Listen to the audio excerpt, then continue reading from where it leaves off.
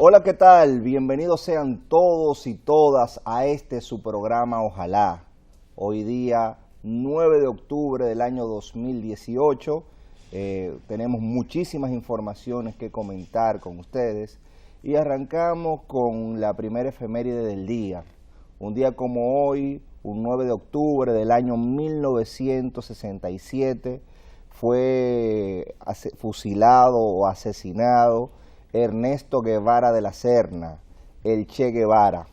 Ernesto Guevara de la Serna era un médico argentino que se estuvo involucrado en movimientos de liberación nacional en varios países de América, empezando en Cuba, acompañando a Fidel en la expedición del Granma y destacándose como uno de los guerrilleros y de los dirigentes de la revolución más destacados. El Che fue un internacionalista que abogaba por la liberación de los pueblos de Latinoamérica y en ese contexto de Guerra Fría jugó un papel importantísimo. Hay una canción de Ismael Serrano que, a propósito de lo que significó toda esa oleada de contrainsurgencia a partir de 1967, dice los siguientes versos: Papá, cuéntame otra vez esa historia tan bonita de aquel guerrillero loco que mataron en Bolivia y cuyo fusil ya nadie se atrevió a tomar de nuevo, y cómo desde aquel día todo parece más feo. Esos versos expresaban, igual que otros de Nicolás Guillén, yo tuve un hermano, no nos vimos, de Julio Cortázar, yo tuve un hermano, no nos vimos nunca, pero no importaba. Mi hermano despierto mientras yo dormía, expresaban parte del clamor que hubo en América Latina ante este hecho tan particular de la Guerra Fría. Era un contexto, la Guerra Fría, para los que no saben, fue el periodo que siguió a la Segunda Guerra Mundial, donde Estados Unidos y lo que era la Unión de Repúblicas Socialistas Soviéticas se disputaron el control geopolítico mundial. Y en ese contexto, por tratar de imponer cuál sistema era más justo, unos queriendo establecer el socialismo, otro el sistema capitalista, se dio una guerra sin tirar ninguna de esas potencias un tiro, pero se manifestó en Latinoamérica. En ese momento Latinoamérica estaba llena de dictaduras. A partir de la muerte del Che, siguieron otros sucesos en Latinoamérica, Augusto Tiburcio, Fabricio Ojeda en Venezuela, y hasta terminar con Francisco Alberto Camaño en República Dominicana en 1973, todo como parte de un esquema de Guerra Fría y de contrainsurgencia, en donde un bloque estaba en disputa con otro. Eso se conmemora hoy. Estamos hablando de que fue en el año 1967. Y menciono este elemento histórico porque los pueblos que no conocen su historia están obligados a repetirla, y más en una época en que, como vemos ahora, hay un esquema también bastante peligroso en América Latina en relación a una institucionalidad que ha costado mucho trabajo. Ese esquema comienza con golpes de Estado, como el que se le dio a Fernando Lugo en Paraguay, como un golpe de Estado diferente que se le dio a Dilma Rousseff, un golpe de Estado supuestamente constitucional, en donde el Partido de los Trabajadores de Brasil fue sacado, desalojado del poder, y donde nos encontramos con que hay cierto retorno a discursos autoritarios. Ahora mismo la persona que en las elecciones de Brasil está más cerca de la presidencia y que ganó la primera vuelta, no ganó en primera vuelta, pero sí la primera vuelta, Jair Bolsonaro, es una persona con un discurso autoritario que rememora la dictadura de Getúlio Vargas y dice expresiones como que lo malo de la dictadura fue que torturaron y no mataron, que tenían que ponerse a matar. Y cuando tenemos ese discurso en Latinoamérica, hay a veces que recordar la historia y recordar todas las luchas sociales que han acontecido desde entonces y la necesidad de defender la constitucionalidad, la democracia y los principios constitucionales y los derechos que nos caracterizan a todos. Una vez viendo ese panorama histórico, queremos hablar de una situación que nos afectó a todos en el día de ayer. Y se trata también de la conculcación de un derecho. Y cuando hablamos de la conculcación de un derecho, yo estoy hablando del derecho que tenemos todos a transitar libremente por República Dominicana, por el territorio nacional, y desplazarnos a nuestros trabajos. Ese derecho que tenemos nosotros como ciudadanos fue vejado en el día de ayer por un grupo de organizaciones empresariales que se han dado a la tarea de maltratar a los ciudadanos. Esos grupos, con la anuencia del Estado, durante muchas décadas, se tomaron las calles para ellos. Y esos grupos, inclusive, si usted tiene un carro y quería participar en esa ruta, usted se iba a ver en problemas no con el Estado, sino con los dueños de esa ruta, que había que pagarle dinero para usted poder conchar o desarrollar cualquier tipo de actividad en esa ruta. Igualmente tengo el testimonio, lo vi de cerca de los pueblos. No es que usted puede comprar una guagua y hacer un transporte interurbano y ir a los organismos correspondientes. No, usted tiene que afiliarse a esos sindicatos, que no son sindicatos, son organizaciones empresariales, y tiene que dar un gran grueso de dinero, pero ese dinero no era para el Estado, ese dinero es para los sindicatos. Asimismo, estamos hablando de que hay ruta de esa que si usted no da 100,000 pesos, usted no pone su carro a conchar ahí, 100,000, 200,000 pesos. Y en el caso de la ruta de transporte interurbano, estamos hablando de que hay rutas como lo de San Cristóbal, que cuesta casi 10 millones de pesos, o la de Santiago, y usted tiene que dar 10 millones de pesos, no al Estado, sino a esos transportistas, a esos empresarios del transporte. Y ahora lo que está sucediendo es lo siguiente: tenemos una situación, y es que República Dominicana no produce petróleo. Nosotros compramos petróleo en el mercado internacional y hay una ley económica que es la ley de oferta y demanda, y esa ley se supone que regula los precios, pero sobre todo nosotros no somos los que controlamos el precio del petróleo, solo controlan los países que son productores de petróleo. Nosotros no somos productores de petróleo, y si el petróleo sube, la gasolina va a subir. Hay una ley que es la ley que sobre el diferencial de los precios de petróleo, que se ha utilizado y que ha servido para amortiguar el pago de la deuda externa, y esa ley tiene tiene un mecanismo establecido. Pero ¿qué pasa? Si los precios internacionales del petróleo suben, esa ley tiene el mecanismo por lo cual se va a aplicar un aumento a los combustibles. Con ese diferencial del petróleo se hacen un sinnúmero de políticas al margen que se sigue enfrentando compromisos de la deuda externa. Estamos hablando que en República Dominicana no se ha hecho una reforma fiscal. Cuando hablamos de reforma fiscal, hablamos de una reforma de las recaudaciones del gobierno. Aquí estuvo Pepe Mojica, el expresidente de la República Oriental de Uruguay, y dijo que él no entendía cómo matemáticamente nosotros hacíamos magia para tener tantas políticas sociales, tanta inversión en la gente, con una presión tributaria tan baja. ¿Qué se refería? Que la estimación de recaudación que tiene el gobierno, eso que se llamaría presión tributaria que tiene la gente, lo que uno tiene que pagar, es muy bajo en relación a los países de la región. Entonces, aquí hay que hacer una reforma fiscal para los que tengan más, puedan aportar más, y que sigan las inversiones para que esta sociedad sea cada vez más equitativa. Entonces, en ese esquema se produce una alza del petróleo, y al producirse un alza del petróleo, como dice la ley, se hacen los ajustes en los precios del combustible.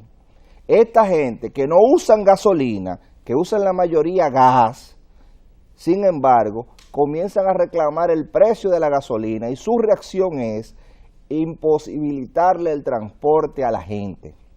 Estamos hablando de que en esta gestión se impulsó una ley de ordenamiento del tránsito. Esa ley que reguló y que cogió una serie de instituciones que estaban dispersas, como la OTTT, la Dirección General de Tránsito, la AMET, todo eso lo centralizó en un único organismo público para poder enfocar las políticas públicas. Ese organismo es el Intran.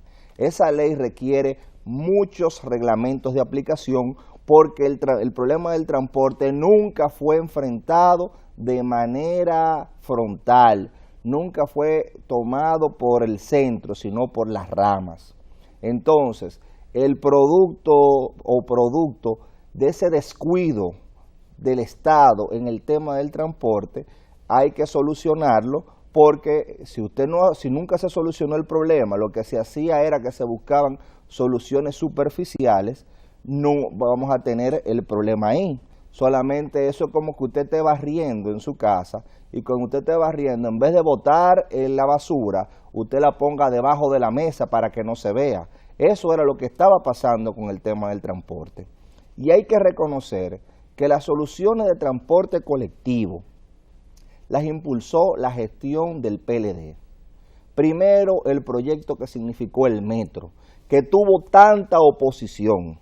Y si no es por el metro, ayer, todo el mundo se queda parado. El metro, la ONSA, la Oficina Metropolitana de Servicios de Autobuses, fue la continuación de una política pública que había sido la de Onatrate, pero la de Onatrate había sido descuidada y había todo un desorden cuando se creó la Oficina Metropolitana de Servicios de Autobuses en la gestión de 1996-2000. Yo recuerdo también cómo estos mismos sindicatos que hicieron el desorden en el día de ayer se oponían a la ONSA, decían que la ONSA les iba a quitar su comida, que ellos eran padres de familia y que como padres de familia el Estado los estaba excluyendo. Recuerdo cómo la ONSA comenzó a hacer un transporte eficiente frente a ese caos que había en 1996. Y recuerdo también que lamentablemente la ONSA fue descontinuada y en el periodo 2000-2004, en vez de fortalecer esa oficina que es de todo el mundo y que era una solución de transporte colectivo pública, lo que se hizo fue un plan de renovación del transporte, dándole fuerza a estos sindicatos. Eso se conoció como el Plan Renove y todo el mundo sabe que terminó en una sentencia de la Suprema Corte de Justicia condenando a muchos de esos sindicalistas por corrupción, porque fue un programa fallido donde hubo casi 1.400 millones de pesos que nadie supo dónde fueron a parar y donde se beneficiaron a particulares. Esa lamentable corrupción del Renove distorsionó lo que fue en ese momento la ONSA.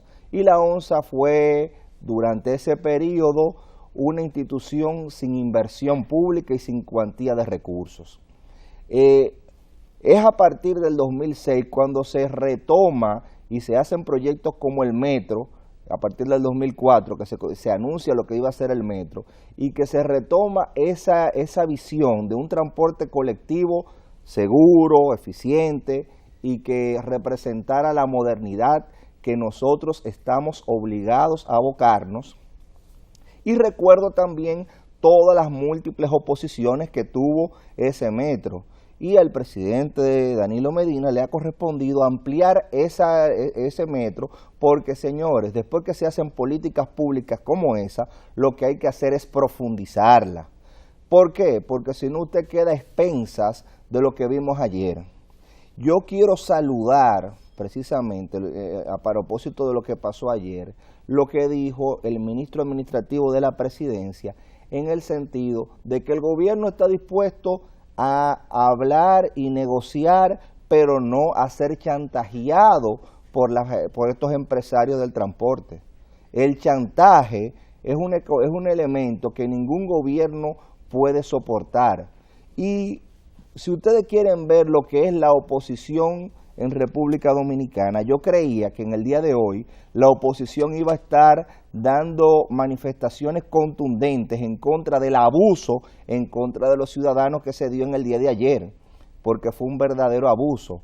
No, yo no he escuchado una sola voz de la oposición condenando el chantaje que cometieron esas organizaciones del transporte en el día de ayer, la paralización. Estamos hablando de que el otro día lo dije, mi querida compañera de trabajo, Laura Ramírez, ella tuvo que pagar 949 pesos en Uber porque no aparecía transporte. En el día de ayer, el metro tuvo que funcionar a su máxima capacidad. Los ciudadanos desesperados tuvieron que sentarse a tomar en el piso porque no encontraban transporte. Y un grupo de choferes, y en ese contexto, lo que perseguía era hacer desórdenes y con esos desórdenes alterar el orden público. Y tenían una marcha sin ningún tipo de aviso para no solamente paralizar a quienes a los pasajeros que se vieron imposibilitados de acceder a al transporte, sino a los que tienen vehículos privados, imposibilitarle el tránsito, porque eso eran los planes. Entonces yo me encuentro, por ejemplo, en el día de hoy, leyendo una de estas revistas comerciales, que su editorial es que el gobierno tiene que aprender a comunicarse con el pueblo a raíz precisamente de estas situaciones. Y yo me quedo pensando, ¿cómo que es que el gobierno tiene que comunicarse con el pueblo? ¿Cómo que el problema es que aquí no se cumple la ley? El problema es que ustedes no están haciendo el rol de condenar enérgicamente este tipo de acciones que violan la ley, que violan los derechos de todos nosotros, porque nadie tiene derecho a, por sus intereses, afectarle a usted como ciudadano. Decía Benito Juárez que el respeto al derecho ajeno es la paz. Usted puede manifestarse, pero siempre y cuando usted actúe dentro de su ámbito particular. Pero usted querer imponerle a la ciudadanía sus intereses empresariales, porque ojo, aquí no estamos hablando de sindicatos, aquí estamos hablando de grupos empresariales que se han lucrado de tomar las calles y que han tomado eso como un mecanismo de supervivencia.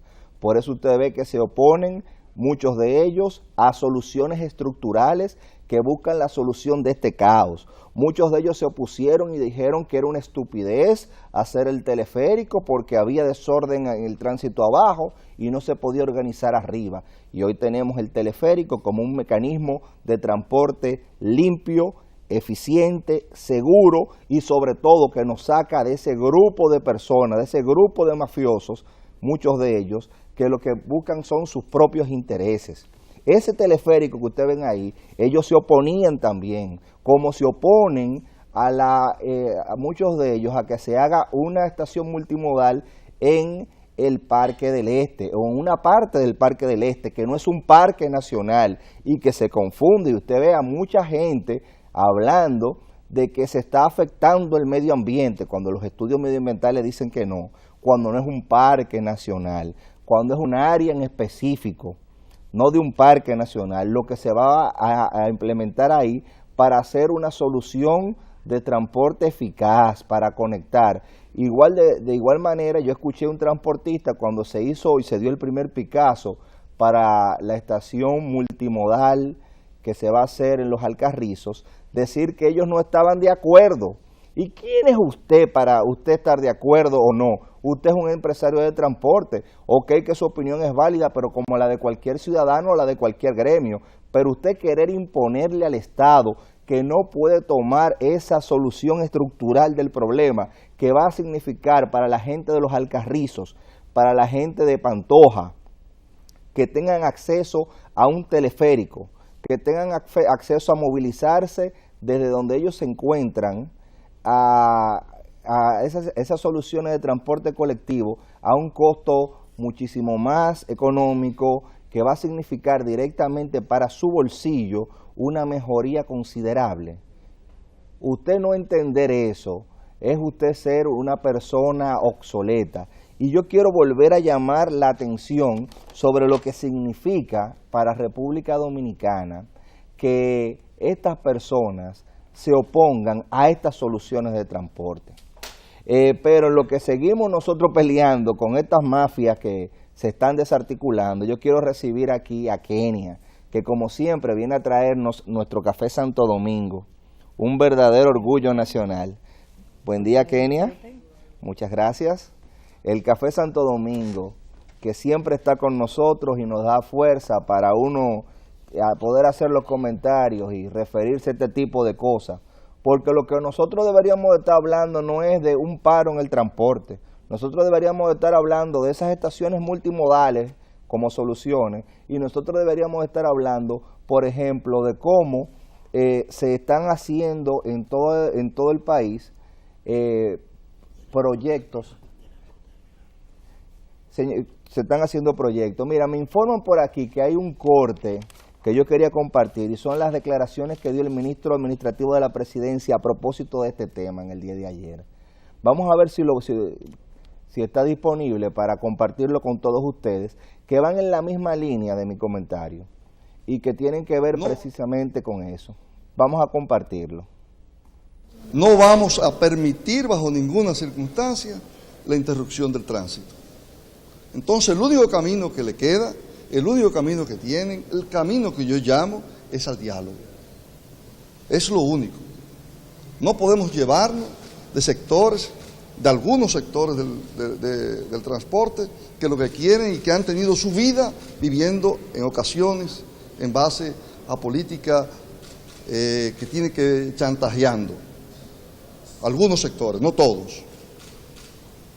Aquí tenemos que actuar de manera clara, saber que lo que está consignado en el presupuesto de los recursos del combustible no es algo que lo inventó este gobierno, eso viene de un problema de décadas, y la ley de los hidrocarburos que está, es una ley que esos recursos están para cubrir la educación, la salud, los sueldos, todo lo que tiene que ver con el Estado. Sería una mala irresponsabilidad del gobierno quitar esto para satisfacer demandas que son coyunturales.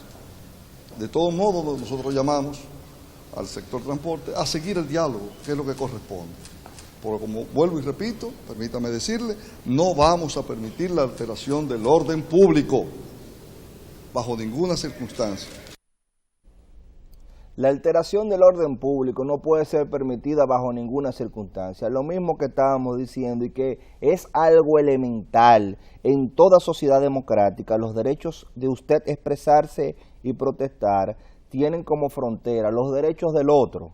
Y usted alterar el orden público es una violación, es un irrespeto a los derechos de todos los demás. Entonces yo veo con particular incomodidad, primero, el acuerdo de hecho que hay de muchos sectores de la oposición, no de todos, apoyando y disfrutando la huelga, como diciendo, si a la gente le va mal, a mí me va bien. O sea, el juego no es que usted puede ganar y articularse y establecer propuestas para solucionar problemas inclusive como ese del transporte. El problema es que a usted le molesta que las cosas vayan bien y usted apuesta al caos. Y apostar al caos es apostar a que a todos nosotros nos vaya mal. Es apostar a que usted que me está oyendo no llegue temprano a su trabajo. Es apostar a que el que va a su trabajo tenga que aguantar tapones kilométricos. Y eso es una vagamundería, eso es algo inaceptable. Y ese desorden en el que se ha vivido, que ha vivido el transporte, se está buscando una solución y tiene que ser erradicado, porque precisamente comportamientos como ese, que eliminan la libre competencia, porque si usted va a poner una ruta tiene que pedirle permiso no al Estado, sino a ellos, todo ese tipo de comportamientos tienen que ser erradicados. Nosotros quisiéramos hablar en este tema, por ejemplo, no hablar de este tipo de temas, porque estos son temas que nos meten a nosotros en algo que ya debió ser superado. Vuelvo y repito, quisiéramos hablar de cómo se profundizan las soluciones al transporte que se le están dando, pero lamentablemente uno tiene que luchar contra la barbarie y el chantaje.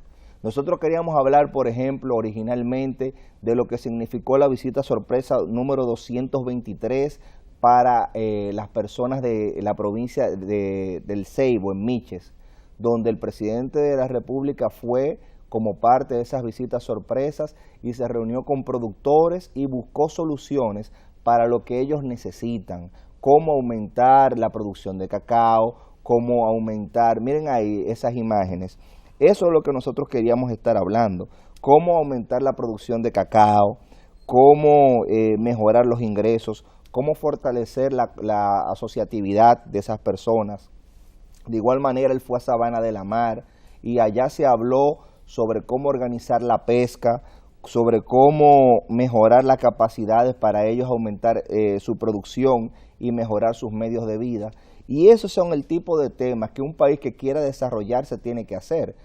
Eso y una mejora estructural del transporte, no tener que estar hablando de cosas que se suponen ya superadas por décadas.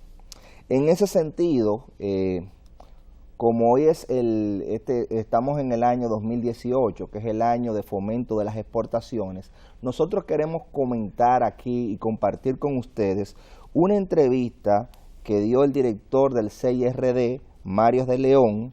Esa entrevista fue sumamente interesante porque revela planes a estos problemas que ha tenido República Dominicana para colocar su producción nacional y mejorar sus exportaciones. Y revela las acciones concretas que se están dando para fortalecer el sector exportador, para fortalecer la producción nacional y por ende para tener una economía más sólida, más robusta. En ese sentido vamos a compartir esta entrevista que se hizo aquí en el programa Ojalá y que tiene temas y aspectos sumamente interesantes. Quédense con nosotros que hay muchísimo contenido en este su programa Ojalá.